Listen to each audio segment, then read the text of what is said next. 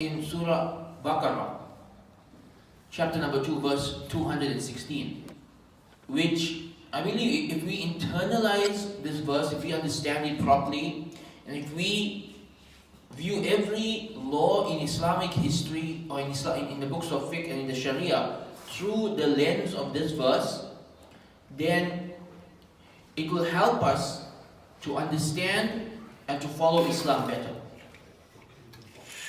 We live in a time where there are a lot of doubts and questions that people have about Islam. And very often, these questions or doubts, they all come from a place of why. Why does Islam have this law? Why does Islam have that law? Why does Islam prohibit this? Why does Islam prohibit that? Why does Islam allow this? Why does Islam command that? And very often, we become too obsessed with the why. Now, there is the other extreme where we don't explain the why at all or ever, right? That's never been my methodology. But there is also a level where we become too obsessed with the why, to a level that we want a logical, rational reason that we can understand for every little thing. And the truth is, there isn't always a reason that you can understand behind everything. There may not be a logical way to explain to you why Maghrib Salah is 3 rak'ah instead of 4 rak'ah. There may not be a logical reason behind why we wash our face 3 times instead of 4 or 5 times when we make wudu. A lot of laws are simply sami'na wa ata'na, we hear and we obey. A lot of times the laws of Islam boil down to trusting Allah and obeying Allah. So in our time we have a lot of these questions. People want to know, why does Islam have a concept of jihad? Why does it have such harsh penalties for crimes? Why are there these restrictions of hijab and covering in a certain way and certain gender roles in the marriage? Why? And too often this comes from a place of assuming that the morals of other cultures is correct and Islam needs to answer to that Islam needs to get in line with that. But this should not be our attitude. Our attitude should be that Allah knows best. Allah knows best and we obey Allah. And there is a verse in the Quran that's profound because it's actually talking about jihad specifically. The verse talks about jihad, but in this verse Allah gives us a moral principle, a philosophy of life, you can say, that you can apply to any of the laws of Islam. To any law in Islam that you do not understand the reason or the wisdom behind, you can take this verse and you can apply it. And you can find peace in it. And this is verse 216 of Surah Baqarah. So, in this verse, the backstory, this verse was revealed very early on, right? Around the time of the Battle of Badr, when jihad first became an obligation. And there were people in Medina who were not happy about this. There were people in Medina who were not happy about the idea of war being a religious obligation. And there were rumblings about this. So Allah subhanahu wa ta'ala revealed a very powerful verse that you can really take it, even though it's about jihad, you can apply to any of the laws of Islam. And that verse is, كُتِبَ عَلَيْكُمُ الْقِتَالُ وَهُوَ كُرْهٌ لَكُمْ. Jihad is an obligation upon you, even though you don't like it. وَعَسَىٰ أَن تُكْرِهُ شَيْئًا وَهُوَ خَيْرٌ لَكُمْ. And maybe you don't like something, but it's good for you. وَعَسَىٰ أَن تُحِبُّوا شَيْئًا وَهُوَ شَرٌ لَكُمْ. And maybe you love something. Maybe you love something, but it's bad for you. وَاللَّهُ يَعْلَمُ وَأَنْتُمْ لَا تَعْلَمُونَ. Allah knows, you don't know. Allah knows, you don't know. It's a very powerful verse. We should take the time to digest it, to reflect on it, to internalize it, to make it our lens through which we view the entire Sharia. Allah knows and you don't know. It's a very simple but profound answer. And it links directly to 2 of the names of Allah, the Asma al-Husna, which Allah subhanahu wa ta'ala, we know Him to be Al-Hakim. Al-Hakim, from the word hikmah. Hikmah means wisdom. Al-Hakim means infinitely wise. Allah's wisdom is infinite. He understands what we don't. His laws are derived from the infinite wisdom. None of us are going to attain infinite wisdom in our lifetime or anything close to it.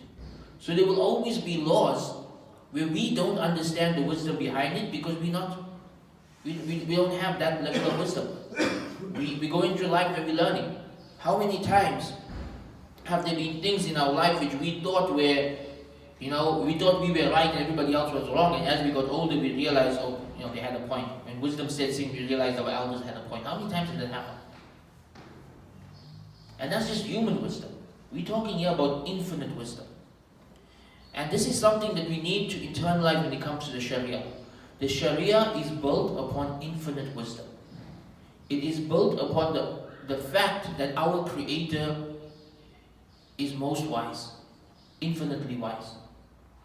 It's also built upon the name of Allah directly related to this verse. Allah says in this verse, Wallahu ya'alamu, Allah knows best. And this is linked to Allah's name, Al-Alim, infinitely knowledgeable, the one who knows everything, the one who knows best. Allah knows best. Internalize this. Allah's laws are based on His wisdom and His knowledge. That means sometimes we understand the rational. We understand why alcohol is haram. Right? Because we've seen the destructive results of alcoholism and intoxication in our community. So we understand it. We understand why murder is haram. We know what murder does to society. Sometimes we understand it. Sometimes we may not. Sometimes we don't have that level of knowledge or wisdom to understand why did Allah want it this way and not that way. In this verse, Allah is calling upon us to trust His wisdom, to trust His knowledge. That if you believe that there is no creator besides Allah, and that Muhammad sallallahu alaihi wasallam is the messenger of Allah, and that Allah is all knowledgeable, that Allah is infinitely wise, then you must trust the laws of Allah even when you don't understand it.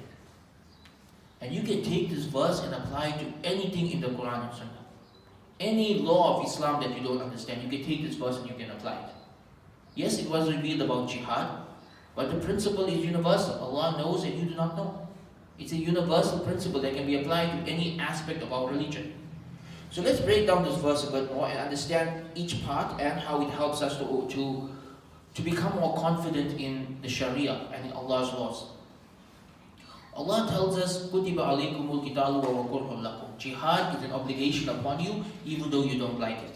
Right here in this verse, one of the lessons we can extract is that there will be obligations that we don't like. We will be asked by Allah to do things that our nafs does not want to do. You don't have to like every obligation. Yes, as you grow in piety, you will learn to love it. But at the beginning of your spiritual journey, you may not like it. You may not like observing hijab, but you do it for the sake of Allah. You may not like waking up for Salatul Fajr, but you do it for the sake of Allah. You may not like fasting, but you do it for the sake of Allah. You don't have to like an obligation to do it. Right? In reality, a lot of the obligations in Islam are there to curb our nafs, to control our desires. And that means on an internal level, there is going to be a part of you who doesn't like it. And you have to fight it. That's what Tazkiyatun Nafs is about. It's about fighting that side of you that doesn't like the commands of Allah and overcoming it. And over time learning to love the laws of Allah. You may not love it in the beginning. You may not enjoy praying 5 times a day when you first start. You may find it to be an inconvenience. You may find it to be difficult. Over time you can learn to love it. As your spirituality grows and your connection with Allah subhanahu wa ta'ala grows, you learn to love it. It's the same with observing hijab. It's the same with any of the laws of Islam. So right here from this verse you can understand that there may be times that Allah commands us to do something and we don't like it. But we do it anyway because we trust Allah. And that's what the next part of the verse tells us. وَعَسَى أَن تُكْرِهُ شَيْئًا وَهُوَ خَيْرٌ لَكُمْ. Maybe you don't like something, but it's good for you. So Allah is now drawing our attention to the fact that there are aspects of the Sharia that we may not like, but Allah has obligated or allowed it because it's what's best for society. Or what is best, it may be best for your soul, it may be best for society, it may be best for the family. You may not like it on a personal level, but you do it for the sake of Allah. Right? And there are many, many aspects of the religion that may be like this. And when you come across a law in Islam that you personally may struggle with, you may not like it, right? Like some ladies don't like the fact that a man's allowed 4 wives in Islam, right? You may not like it, but Allah allowed it because it's what's best for society, on the broader level, right? And sometimes you don't like it and you just submit because it's what Allah wants. Allah knows what's best for us. Some people don't like, that they have to go to the masjid, especially with their business. Sometimes the test comes that your business is booming and it's Jum'ah time. And Allah has commanded you in the Quran that when the azan for Jum'ah goes, go to the masjid and leave your business. You don't like it. You don't like leaving the business. You're losing out on profits. Do it for Allah. Allah knows what's best for us. Allah knows what's best for us. We may think that that business is best for us. It may not be best for us. It may not be good for our soul. It may affect our greed, our materialism, our desire for dunya. It may cause us to love money more than Allah. But Allah knows what is best for us. And we have to understand this. That one of the lessons that we derive from this verse is that if something is allowed by Allah explicitly, and more so if something is obligated by Allah, there has to be benefit in it. There has to be benefit in it. How do we get this from the verse? Because Allah says, وَهُوَ خَيْرٌ لَكُمْ. It's good for you. Allah is saying, even the laws of Islam that you don't like, it is good for you. Meaning, if you don't understand the law of Islam, that doesn't take away from the fact that that law is beneficial. That doesn't take away from the fact that there is benefit in you following that law, even if you don't understand it. You may only understand it 10, 20, 30 years down the line. Right? But if you follow it today, you won't have regrets. If you go against it, maybe too late when you find out, I should have listened, I should have obeyed Allah. And it's the same with the opposite. وَعَسَىٰ أَن تُحِبُّوا شَيْئًا وَهُوَ شَرٌّ لَكُمْ. Maybe you love something and it is bad for you. And again, the beauty of the precise language of the Quran. Allah did not say perhaps you like something and it is bad for you. Allah said perhaps you love something and it is bad for you. This means every single believer will have to struggle with the fact that there are things in this dunya that you love that are haram. And you need to control your nafs and avoid the thing that you want. Everybody has this struggle. And it's different for each person. Right? It is different for each person.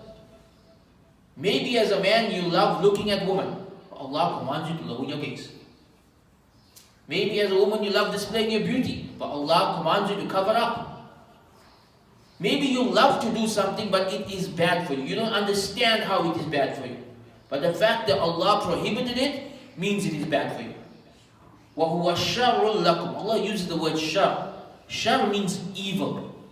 Allah is telling us that these things that we love in this dunya that are haram, there is evil in it. We don't know the evil. We don't understand the evil. We want it. Sometimes we want people to pass fatwas in our favor. But just make it halal. Times have changed. Culture has changed. The world has changed. Just make it halal. Just ignore that verse. Just ignore the hadith. Just say it doesn't apply to our times. No, you can't do that. You can't mess with the laws of Allah. Yes, the secondary issues do change from culture to culture and necessity and harm and all that. But that is something the ulama have to do using the principles of their madhab. It's not something that anyone can do as they wish. But we're talking about fundamentals here. We're talking about the Sharia. We're talking about matters upon which there are consensus, things that are clear in the Quran and Sunnah. You can't ask someone to change it because you don't like it. Because Allah is telling you there's going to be laws you don't like. Allah is telling you there's going to be things in this world you love, you can't do it. You can't do it because it is bad for you. And from this, we derive one of the goals of the Sharia. Shaykh Ibn Ashur rahimahullah in his Risala on Maqasid al-Sharia, he stated that the overall goal of Islamic law of Sharia is the removal of harm and the attainment of benefit. That anything Allah has prohibited is harmful, that's why He has made it haram. And anything Allah has obligated is beneficial, that's why He has made it an obligation. And this verse is one of the evidences that He brings. That you like something and it is harmful to you. You dislike something and it's beneficial to you. Therefore the law is beneficial and the prohibitions are because those things are harmful. There may be people who like alcohol, who love alcohol, but for the sake of Allah they need to give it up. There may be people who love to gamble, but for the sake of Allah they need to give it up. There may be people who enjoy zina, but for the sake of Allah they need to give it up. If Allah has prohibited something, there is harm in it, even if you don't understand the harm. You give it up for the sake of Allah. And that brings us to the final part of the verse, which is that Wallahu ya'lamu wa antum la ta'lamun. Allah knows, you don't know. Allah knows, you don't know. Wallahu ya'lamu wa antum la ta'lamun. I want us to think about this. Anytime you come across a verse of the Quran that goes against your desires, anytime you come across a law in the Quran or Hadith or in the books of fiqh that goes against what you want it to be, that goes against what you want, that you don't understand, I want you to tell yourself this verse. Remind yourself of this verse. Remind yourself, Wallahu ya'lamu wa antum la ta'lamun. Allah knows and you do not know. Learn to trust the knowledge of Allah. Learn to trust the wisdom of Allah. You cannot go wrong by obeying Allah. At the end of the day, this is the test of life. The test of life is whether we are going to obey Allah or not. And if you take this verse of the Quran and you apply it to any of these doubts that people have today, you will find that if someone truly understands this verse, that doubt will go away. If someone wants to know, why does Islam allow jihad? Why does Islam have harsh penalties for crimes? Why does Islam have different rules for men and women and different roles for men and women in the family? And why does Islam do this and why does Islam do that? Wallahu ya'lamu wa antum la ta'lamun. Allah knows, you do not know. That's what it boils down to. And by the way, Allah gave the same answer to the angels. When the angels asked him, why are you creating human beings? Why are you creating humans who are going to kill each other and cause chaos? Allah said, I know, you don't know. He said that to the angels, He said that to us. That should be our way of interpreting everything in this religion. Allah knows best. Learn to have that tawakkul in Allah. Learn to be confident in Allah's knowledge and wisdom. Learn to be confident in the Shariah. Learn to accept that the law of Allah is what is best for us. And if we do so, our hearts will find peace with those laws, even the ones that contradict our nafs, because we know that perhaps we love something and it is bad for us. And perhaps we dislike something that is good for us. And we know that Allah knows and we know not. Subhana rabbika rabbil izzati amma yasifun wa salamun al mursaleen walhamdulillahi rabbil alameen.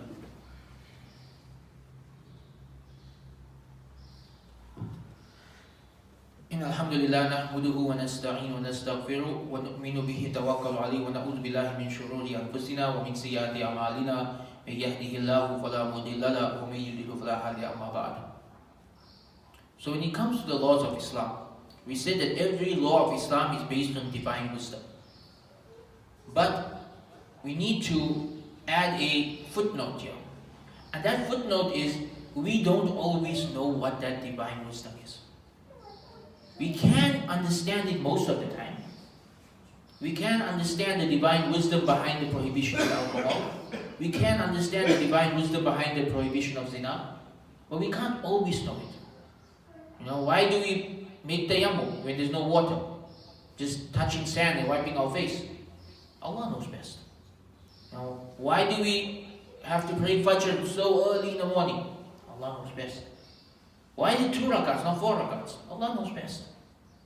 So there's a principle in the books of fiqh, in the books of Maqasid al-Shariah. Now it's interesting. Maqasid al-Shariah is the science of understanding the wisdom behind Allah's laws.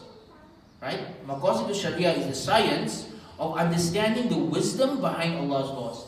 But in the books of Maqasid, you will find that the scholars make a distinction between those laws that we can understand the wisdom behind and those laws that we can't. And every major scholar in this field has written about this. And every major scholar in this field has said that there are some laws in Islam that we do not know the wisdom behind it, but we still trust Allah's wisdom. They even have a technical term for this. In the books of fiqh, this is called ta'abbudi. Ta'abbudi. What does ta'abbudi mean? It means you are following this law out of worship of Allah, even though you don't understand it. Ta'abbudi, from the word ibadah, means that this law is an act of worship. Right? When you see the word ta'abbudi in the book of fiqh, it means the scholar who is telling you the ruling does not understand the wisdom behind the law, but he understands that this is the law of Allah and what we need to follow.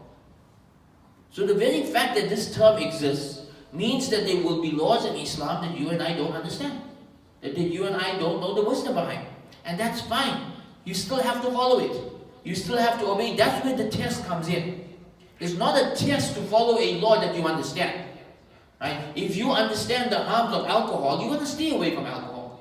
Right? Because you understand it's rational. But if you don't understand why something is haram, and you're just staying away from it out of worship of Allah, out of obedience to Allah, this is now passing the test of life. This is now showing that you trust Allah more than your own self. This is now living the principle of sami'ana wa ata'ana. We hear and we obey. So understand that yes, sometimes we can explain things rationally, sometimes we simply say, Allah said it, we hear and we obey. Allah said it, we hear and we obey. And that is something that every single one of us need to internalize, and that is how we should assess the entire Sharia. It doesn't always have to make sense. It doesn't always have to match modern sensibilities.